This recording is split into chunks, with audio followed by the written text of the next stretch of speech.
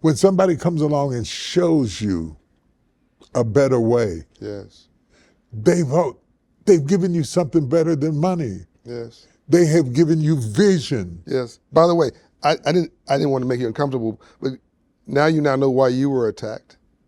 It's true. Too much truth, Yeah. too much wisdom. The light was shining so high, so loud, so bright that versus applauding you, eagles don't fly in packs, but eagles respect other eagles. Buzzards hate packs. Buzzards love packs, but buzzards can't get to that level of that ascendancy of height, and so they shoot at eagles. Buzzards shoot at eagles, and they try to bring you down if they can't come up.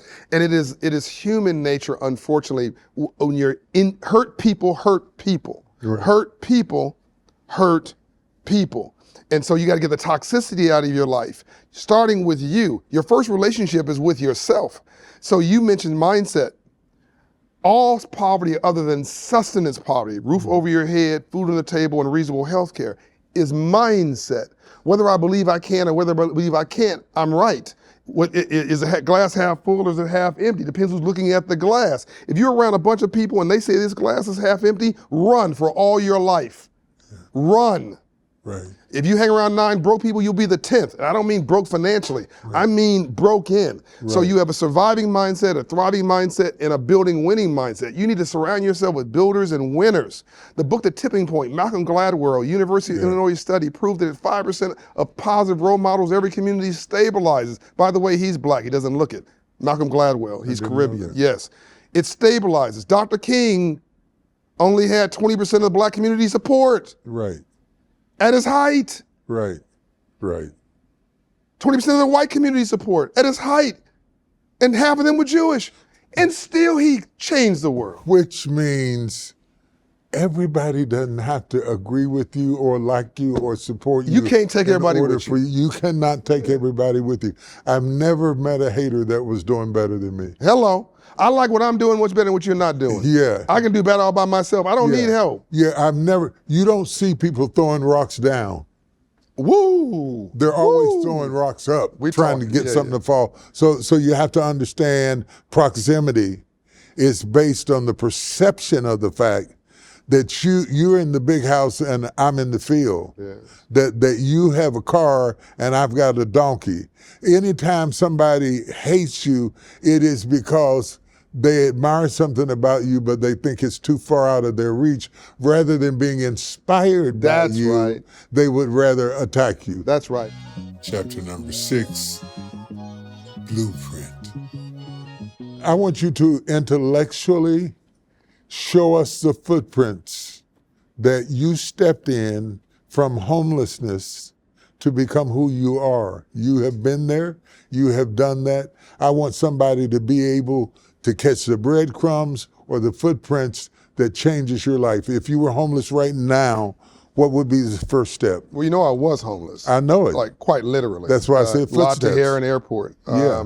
I was in a car that was being repossessed, and the company was calling me every day, and I saw 2 murders before I was 9 years old. I'm just, for the audience who think that, oh, this guy can't relate to me.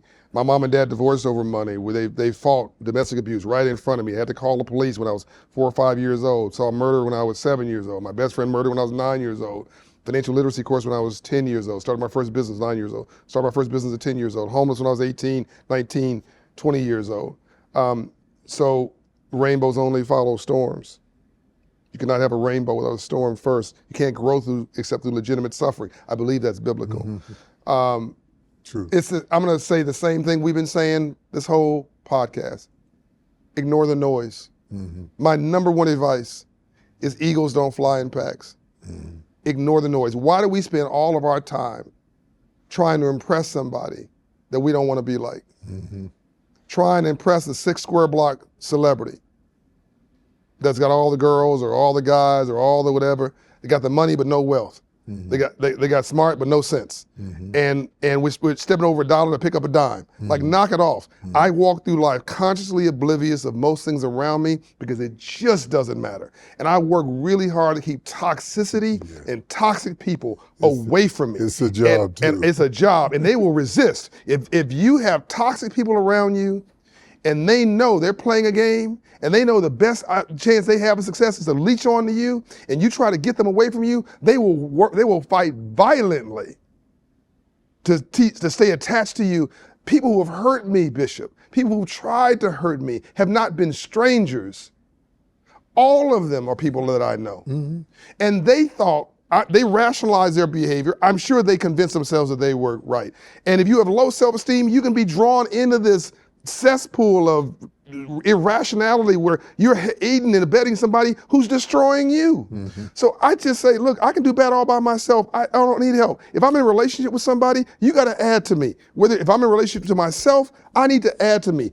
I'm just reasonably comfortable in my own skin, and every day I screw up and I try to take ownership of it. But if I'm gonna know you or know CJ or know somebody else or know Michael Phillips, then I need 2 + 2 has to equal 6, 8, or 10, or whatever we're doing. If we're not better together, what are we doing? I don't need somebody else in my life to bring me down. As you say, throwing rocks down versus throwing rocks up. Yeah. No. I want you to be better because you know me, and I want to be better because I've known you. That's a great marriage, by the way.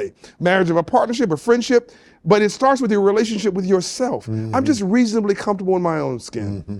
That's what I love about Oprah. She's just cool with her. Yeah. I mean, that is a high frequency woman. My wife, Shadra, a high frequency woman. Your wife, your daughter, high frequency people. So that's my advice on financials. That's my advice on success in life. Get yourself right. Right. Find a way to make peace with yourself. God is your business plan. You're the agent. Your legs, your head, and you got to do the work. But He's your business plan. Right. Or she, and you can get that right. To quote billionaire Tony Ressler, who we both know now. Who's 150th richest man in the world. If you don't quit, you can't fail. Right. It's about, you make money during the day, you build wealth in your sleep. So let's buy a home, let it compound. Let's buy some stocks, let it compound. Let's get an insurance plan and a will and let it do its job. Let's start a business. Let's make your 9 to 5 financial 5 to 9. This is what everybody's done in 6,000 years. My thing is, we just haven't done it. Right. Financial literacy is a civil rights issue of this generation. When you know better, you do better. Old Southern saying, no matter how much I love you, my son or my daughter, if I don't have wisdom, all I can give you is my own ignorance. Wow.